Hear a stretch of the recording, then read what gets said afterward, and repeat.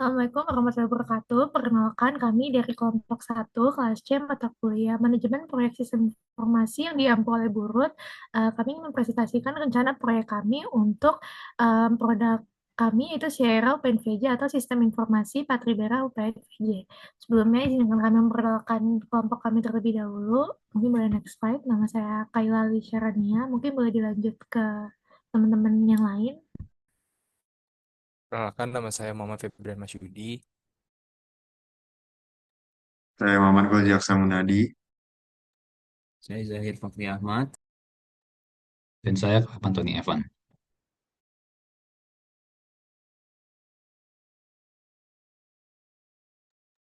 Oke, Oke, jadi kami ingin membuat sebuah website bernama Sierra. Jadi apa sih Sierra itu?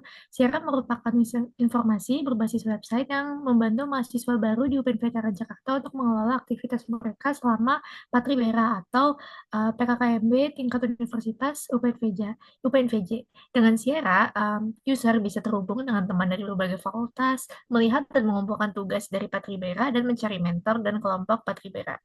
Next.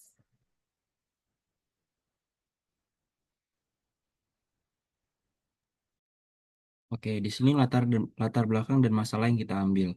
Matribera adalah kegiatan orientasi mahasiswa baru di UPN Veteran Jakarta yang rutin diadakan tiap tahun.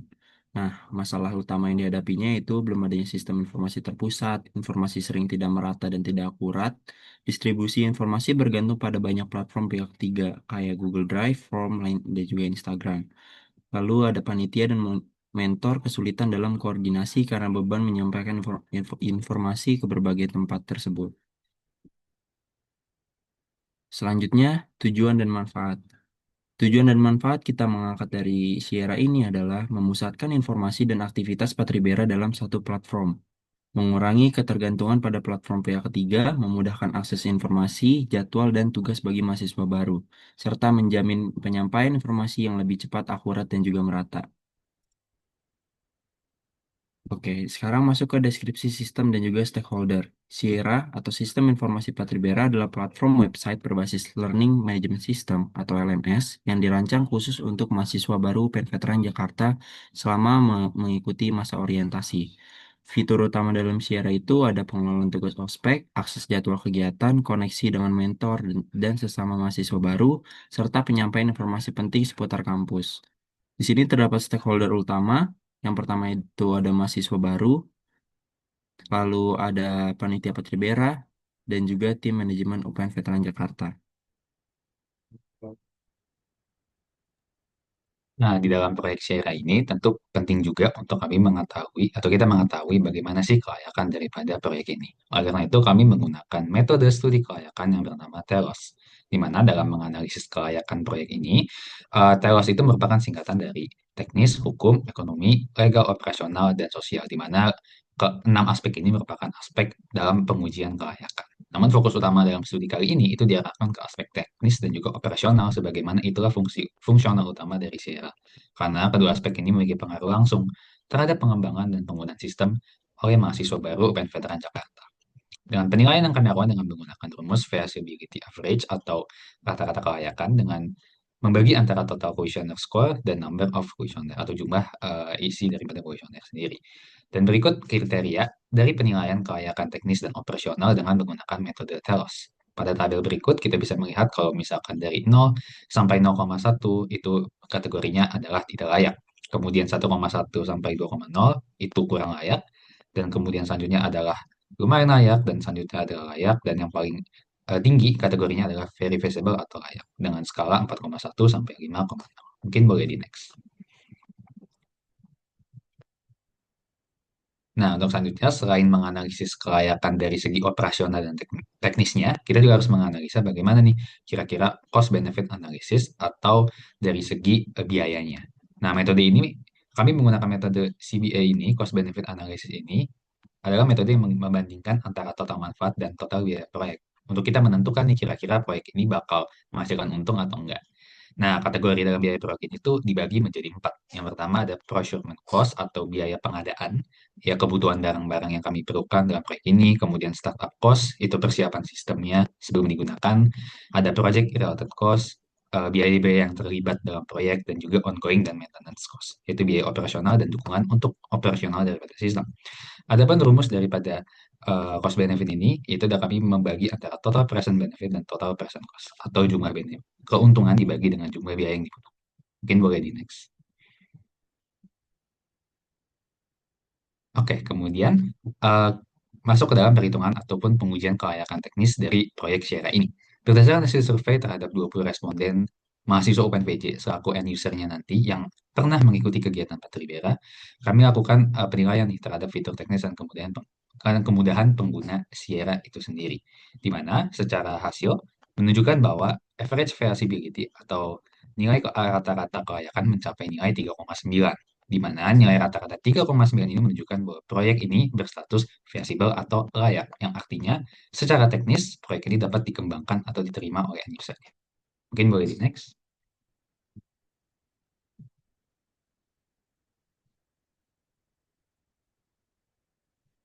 Mungkin boleh di next. Nah, kemudian kami juga menganalisa bagaimana kelayakan ekonomi dengan membagi dua macam identifikasi. Yang pertama ada identifikasi biaya dari 4 jenis biaya yang sudah dijelaskan sebelumnya, yaitu ada procurement, startup, project kilowatt, dan ongoing and maintenance. Dan ada juga identifikasi manfaat, yaitu ada tangible benefit dan intangible benefit. Bisa di next. Dan berikut merupakan identifikasi biaya dari segi procurement cost dan juga startup cost. Dengan biaya kurang lebih segini, di mana identifikasi biaya ini bertujuan untuk kita mengetahui nih kira-kira bagaimana gambaran biaya yang akan dikeluarkan dalam proyek ini dari segi procurement dan maupun dari segi persiapan sebelum implementasi. Mungkin boleh di next. Dan ini juga ada biaya-biaya yang menyangkut ketika proyek sedang berjalan, yaitu project relate, dan juga biaya-biaya yang sekiranya dibutuhkan saat proses maintenance daripada proyek ini. Mungkin boleh di next kembali. Dan ini ada tangible dan intangible benefit, di mana ini adalah biaya-biaya yang tangible benefit merupakan biaya yang didapatkan ketika manfaat terwujud, dan juga kalau misalkan intangible ada ketika manfaatnya tidak terwujud, di mana untuk rincian biaya bisa dilihat lebih jelas di slide berikut. Mungkin akan kita next saja. Ke selanjutnya yaitu bagaimana skor daripada kelayakan ekonomi ini, di mana kami menggunakan benefit cost and ratio untuk menentukan kira-kira bagaimana perbandingan biaya dan keuntungan yang akan kami dapatkan. Di mana total biaya kami mendapatkan kurang lebih sekitar 278 juta sekian, dan juga total manfaatnya sekitar 250 juta sekian, dengan BCR-nya itu kurang lebih 1,1. Nah, ini mengartikan bahwa keuntungan dan manfaat yang dihasilkan oleh proyek ini memiliki jumlah yang lebih besar atau rasio yang lebih besar, dengan rasio 1,1 dibandingkan 1, di mana berdasarkan perhitungan BCR dapat disimpulkan bahwa proyek ini layak untuk dilanjutkan karena memiliki rasio keuntungan yang lebih dibandingkan yang harus dikeluarkan. Dan berikut juga merupakan estimasi waktu awal proyek kami dengan menggunakan diagram Gantt chart, di mana untuk task utamanya ada sistem requirement analysis, analisis kebutuhan, ada project planning, ada website design, ada front end development untuk mempercantik tampilan website, ada back end-nya juga yang akan mendukung, ada quality assurance testing, website development tahapan akhir, dan juga website maintenance yang kurang lebih proyek ini dilakukan penuh selama 3 bulan.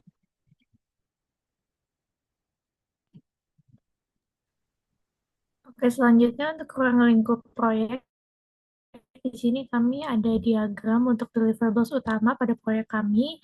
Di sini kami bagi berdasarkan hal-hal apa saja yang harus ada atau deliverables-nya pada proyek kami, mulai dari system requirement, project plan, UI UX design, dokumen pada UI UX design, front end, back end, report untuk QA, deploy website, dan untuk report maintenance itu sendiri. Next.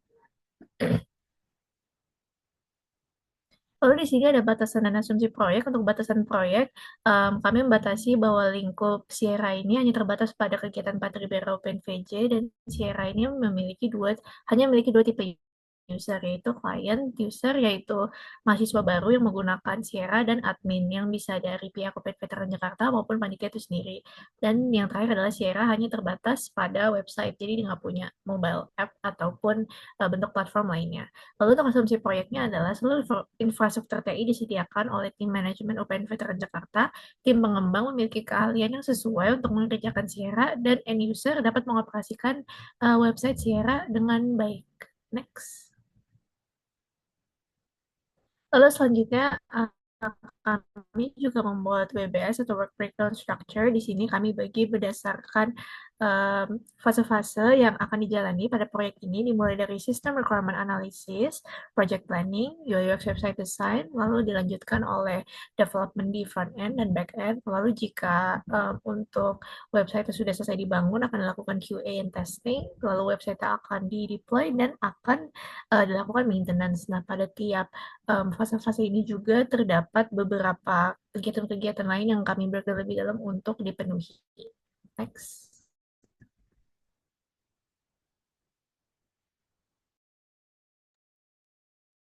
Selanjutnya, di dalam tahap perencanaan proyek Sierra, pastinya kita juga mempertimbangkan untuk merencanakan manajemen risiko atau merencanakan hal-hal apa saja yang mungkin terjadi di dalam proyek kita nantinya. Dan manajemen risiko bertujuan untuk mengidentifikasi atau dan menganalisis serta membuat mitigasi risiko yang dapat memengaruhi proyek pengembangan Sierra itu sendiri. Dan tahap-tahap yang bakal ada di proses perencanaan manajemen risiko, pertama adalah perencanaan risiko, identifikasi risiko, analisis risiko, perencanaan mitigasi risiko, dan juga monitoring risiko. Next. Di tahap identifikasi risiko, kami sudah memetakan tabel seperti ini yang dimana berisi risiko, kategori, penyebab, dan juga strategi mitigasinya. Untuk kategori risikonya sendiri, kami memetakannya menjadi tiga kategori. Yang pertama adalah strategi, yang kedua adalah performa, dan yang ketiga adalah eksternal. Dan masing-masing kategori sendiri kami sudah memetakannya menjadi tiga per kategori. Bisa balik dulu di slide sebelumnya. Dan salah satu contoh dari kategori strategi adalah perencanaan proyek yang kurang matang. Dengan penyebabnya adalah kurangnya pengalaman serta koordinasi antar anggota proyek. Dan strategi mitigasi yang mungkin bisa kita lakukan adalah melakukan diskusi awal secara menyeluruh antar anggota proyek dan juga membuat timeline kasar sejak awal. Lalu untuk kategori performa, salah satu contohnya adalah kita membuat KPI atau Performance Indicator, namun KPI tersebut tidak tercapai. Dan salah satu penyebab yang mungkin terjadi adalah keterlambatan dalam proses atau konflik internal. Dan strategi mitigasinya adalah menetapkan KPI yang realistis dan bisa diukur sejak awal. Lalu melakukan evaluasi berkala setiap minggu atau secara rutin. Seperti next. Dan yang terakhir kategorinya adalah eksternal. Dan salah satu contoh dari kategori eksternal ini adalah gangguan dari tugas kuliah. Mengingat kami sebagai tim pengembang juga masih harus melakukan kuliahan dan salah satu penyebab yang mungkin terjadi adalah beban akademik yang tinggi selama masa proyek berlangsung. Dan strategi mitigasi yang bisa kami lakukan adalah mengatur prioritas dan menyepakati jadwal pekerjaan proyek dari awal. Boleh next. Dan selanjutnya adalah analisis risiko. Di sini juga kita melakukan atau menghasilkan output table yang terdiri dari kolom ID, probabilitas, dampak, dan juga levelnya. Untuk levelnya sendiri terdiri dari tiga level, yaitu level rendah, sedang, dan tinggi. Untuk level rendah itu tidak akan menjadi prioritas atau menjadi prioritas setelah level sedang itu terpenuhi atau terselesaikan. Lalu level sedang akan dipantau dan ditindaklanjuti sesuai dengan kebutuhan atau menjadi prioritas setelah risiko di level tinggi sudah teratasi. Lalu level tinggi adalah prioritas yang paling tinggi atau menjadi prioritas yang harus diatasi terlebih dahulu sebelum level-level lainnya teratasi. Boleh next. Dan ini adalah proyek-proyek kita atau kemungkinan-kemungkinan risiko yang bakal ada seperti yang sudah tadi saya sebutkan, yaitu adalah perencanaan proyek yang kurang matang dan itu masuknya ke level tinggi. Dan jenisnya adalah mitigasi atau mitigate. Jadi kita akan melakukan mitigasi untuk menyelesaikan risiko ini. Dan strategi penanganannya adalah melakukan review ulang dan melakukan perbaikan pada perencanaan yang dirasa salah. Lalu selanjutnya, selain jenisnya itu adalah mitigasi atau dilakukan mitigasi, ada juga yang namanya avoid atau dihindarkan.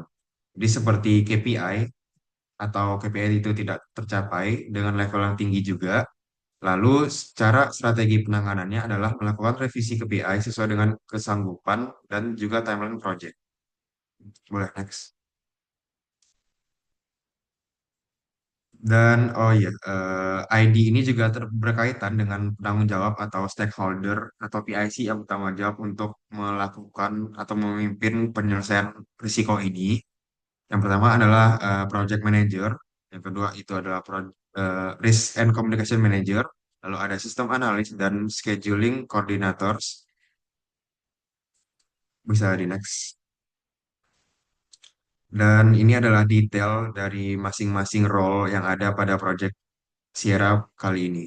Pertama adalah project manager atau seseorang yang menangani risiko tingkat tinggi seperti perencanaan proyek yang buruk, pemilihan metodologi yang salah, dan juga perubahan dari dosen.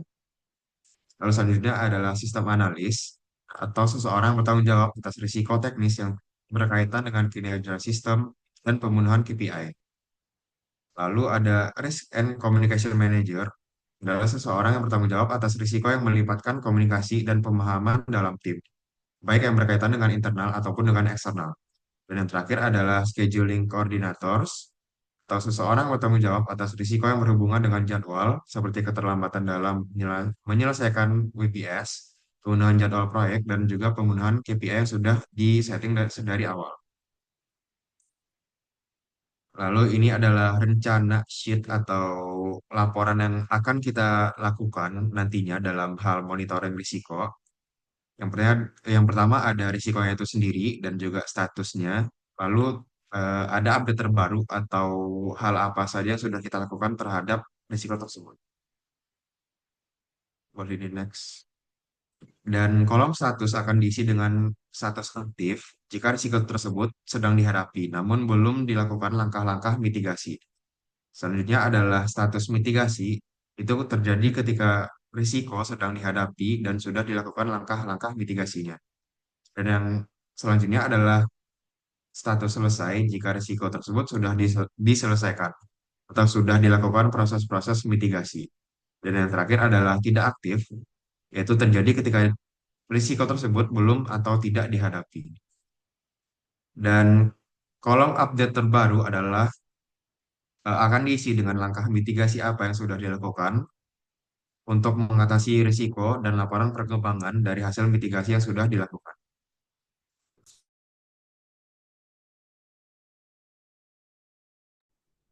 Baik, selanjutnya kita sudah menentukan work breakdown structure atau struktur rincian pekerjaan. Di sini tadi kan kita sudah menentukan ada 8 fase, mulai dari sistem requirement analysis sampai ke website maintenance. Nah, di sini dari tiap activity itu kita tentukan untuk predecessor dan juga suksesornya, dan juga durasi atau bobotnya, dan juga tanggal mulai hingga tanggal selesainya.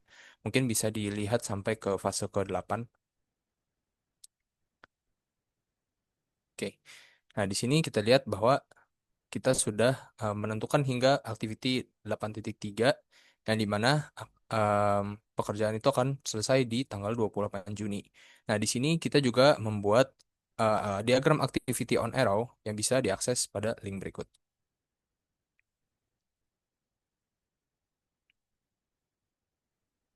Oke, di sini terlihat ada activity on arrow yang telah kita tentukan, yang ditentukan juga dengan predecessor dan juga suksesornya. Di sini dimulai dari node A hingga node X paling terakhir. Di sini kita sudah tentukan path-nya hingga ke nodes ke X ya, di mana dapat terlihat bahwa mungkin bisa lihat, nah, dapat lihat bahwa pada node X itu ada 49 yang menentukan bahwa aktivitas 8.3 itu selesai pada hari ke-49 atau proyek pengerjaan pengerjaan proyek Sierra ini akan selesai dalam waktu 49 hari. Oke, mungkin balik ke PPT.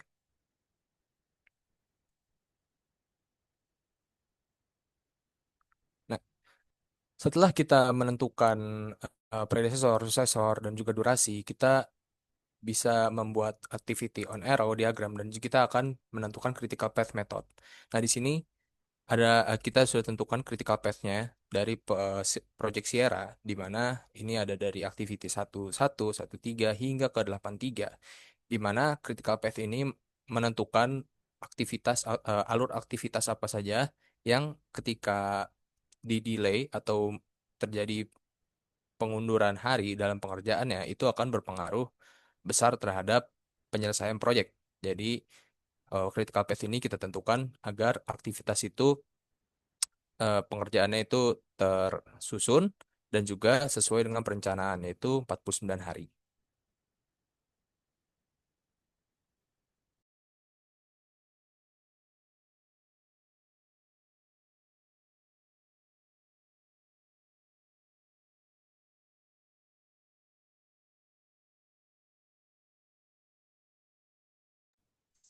Lalu di sini ada struktur tim project Sierra ini sendiri. Yang pertama ada nama dan posisi serta juga peran dan tanggung jawab yang bakal diemban oleh masing-masing anggota project.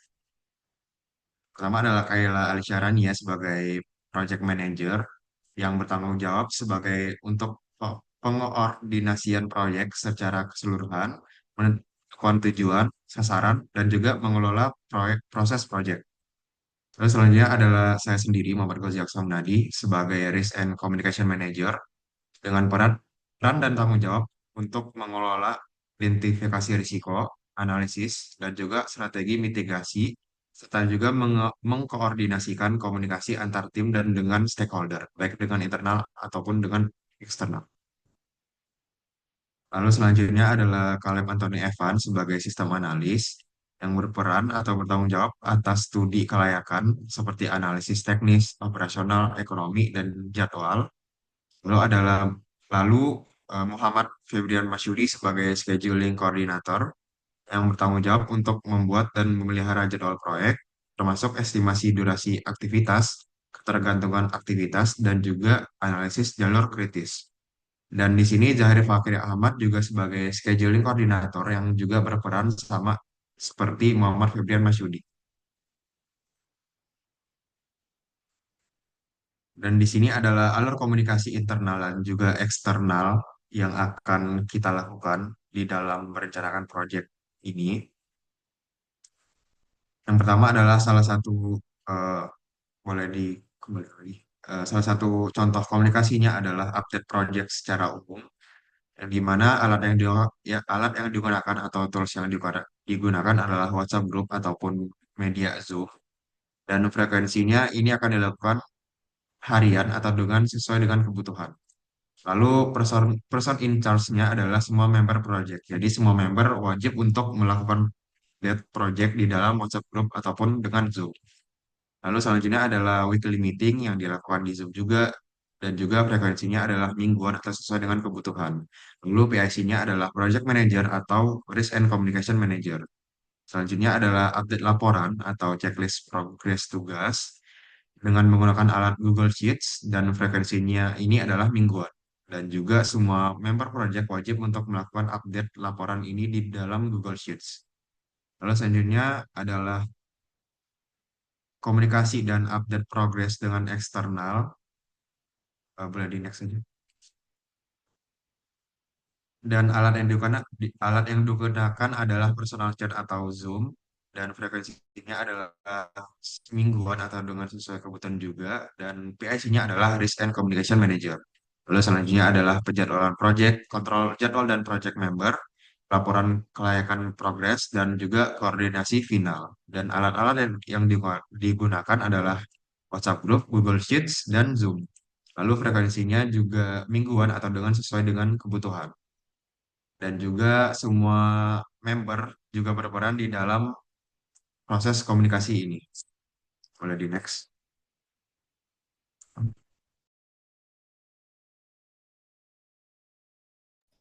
Baik, mungkin sekian presentasi dari tim kami terkait proyek yang akan kami kembangkan, yaitu Sierra. Terima kasih. Wassalamualaikum warahmatullahi wabarakatuh.